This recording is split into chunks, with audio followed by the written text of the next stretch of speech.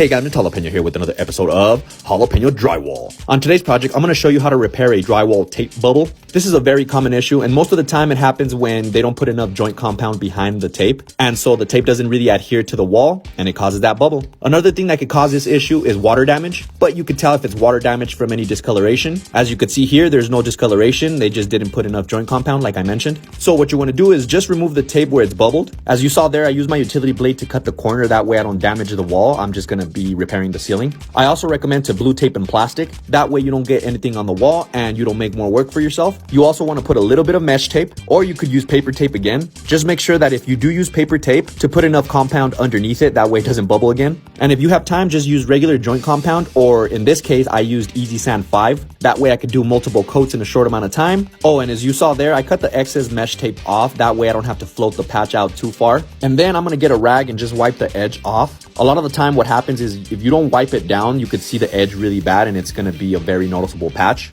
But if you have smooth walls, you're done at that stage. Sand, prime, and paint. But for this one, I had to pull out that Easy Pro texture system. This stuff works really good for orange peel and knockdown texture. I'll have a link in the bio or the video description, just in case you want to get the products or tools I used in this video. They are affiliate links and I do benefit monetarily. It helps me create more content for you and I really appreciate it. But anyways, after you shoot your texture, wait about 10 to 15 minutes before you knock it down. Don't knock it down too early because then you're just going to have a big flat spot there. Pull the blue tape and plastic. And look, the wall is super clean, so I'm not even going to have to do any touch-ups on the wall. The homeowner doesn't have the paint, so I'm going to have to go locate it. But that's for another day. And that's pretty much it. Jalapeno Solutions. Boom.